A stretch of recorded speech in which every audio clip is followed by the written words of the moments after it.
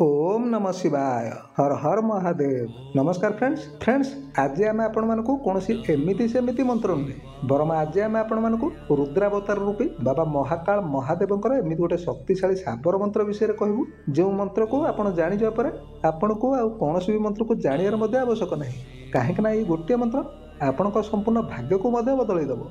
Friends आपण जीवन में जहाँ भी समस्या था से कौन शत्रु हो कौन रोग व्याधि कौन तंत्र बाधा अथवा जो भी आप जीवन में दुख पाँच आप केवल थरुटे मात्र ए मंत्र को जप करदे स्वयं देवादिदेव महादेव निजे आसी त्रिशूल में आपण प्रत्येक विपद को काटिदेवे। फ्रेंड्स कौन प्रकार भूत प्रेत बा कौन नेगेटिव एनर्जी केवल थरुटे मात्र ए मंत्र को शुणीदेवा पर से संपूर्ण रूप से भयर थरी उठे। एमतीक महादेवर ए शक्तिशाली मंत्रटी आपणकर बिगड़ी ग्रह गुड़ी को सजाड़ीदेव। ए मंत्र को जप करता व्यक्ति जीवन में केवे भी शनिदशा आसी न थाए।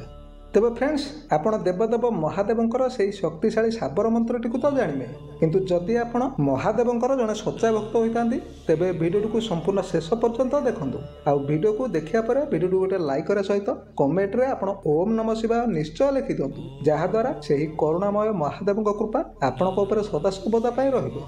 फ्रेंड्स आपण प्रथमे महादेवंकर से शक्तिशाली मंत्रटी विषय जानिया पूर्व आम आपण मानकु नित्य व्यवहार पाई भगवान शिवंकर गोटे सरल मंत्रटीए दउछु। आउ सबुठारु बड़ कथा होउछि जे ए मंत्र पाई ना आपनको कोनोसी साधना करिया पड़िबो आउ ना कोनोसी पूजा पाठर मध्ये आवश्यक अछि। आपण केवल प्रतिदिन ए मंत्र को भगवान शिवं को स्मरण करी 11 थर जप करंतु। आउ ए मंत्र को आपण जप करी आपण जेउ कामरे भी जानतु ना काहेकि से कामरे आपनको सफलता 100% मिलिबो। तबे प्रथमे आपण मंत्रटी को सुनि नतु। मंत्रटी होछि ओम नमः शिवाय शुभम शुभम कुरु कुरु शिवाय नमः ओम नमः शिवाय शुभम शुभम कुरुम कुरुम शिवाय नमः ओम।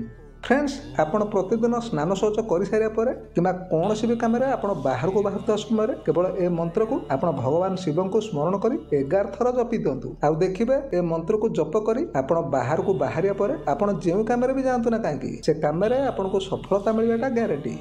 फ्रेंड्स आपण प्रतिदिन नित्य व्यवहार पाई भगवान शिवंकर से ही सरल मंत्रटी को तो जानीने किंतु प्रकृत में आज आम जो साबर मंत्र पाई ए भिडियोटी को बनईचु आपण एबे से मंत्रटी को जानी नंतु किंतु आपण गोटे कथा को मन रखंतु मंत्रटी गोटे साबर मंत्रटी तेणु ए मंत्रर प्रयोग विधि एवं जागृत विधि विषय न जानिले ए मंत्रर कौन भी फायदा को आपण उठे पारिबेनी। तेणु आपण मंत्रटी को जानीगले भाभी ए भिडियोटी को आपण अधारू जमा भी बंद करंतुनी बरम भिडियोटी को आपण संपूर्ण शेष पर्यंत देखंतु जहा द्वारा आपण मंत्रर प्रयोग विधि विषय जानी ए मंत्रर संपूर्ण फायदा को उठे पारिबे। तबे मंत्रटी होछि ओम नमो आदेश गुरु को आदेश नाथ के नाथ आदिनाथ कैलाशपति गंगाधारी पवित्र करे सिद्धि हमारी डम डम डमरू बजा के भोलेनाथ आओ त्रिशूल चला के अमुक बाधा भगाओ मेरी भक्ति गुरु की शक्ति चलो मंत्र ईश्वर वाचा।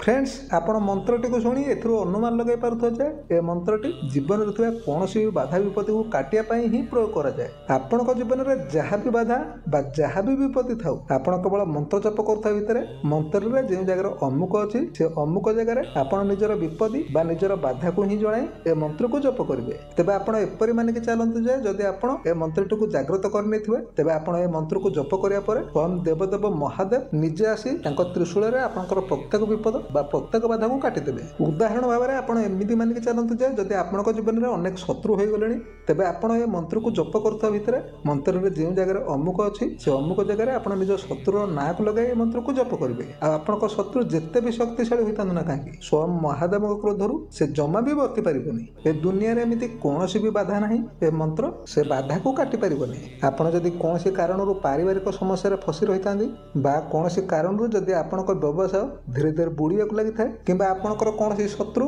आपण कौन प्रकार तंत्र मंत्र आदि प्रयोग करते तेज आप केवल थरुटे मात्र ए मंत्र को जप करदे पर तेज से सब विपत्ति गुड़ी को महादेव महाकाल रूप में आसिक काटिबे।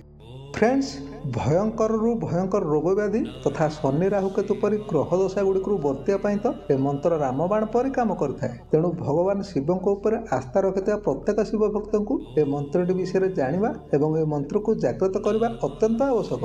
तेबे फ्रेंड्स आपण ए मंत्र को किपरि जागृत करेंगे आउ किपरि प्रयोग करेंगे से विषय में जानि नियंतु।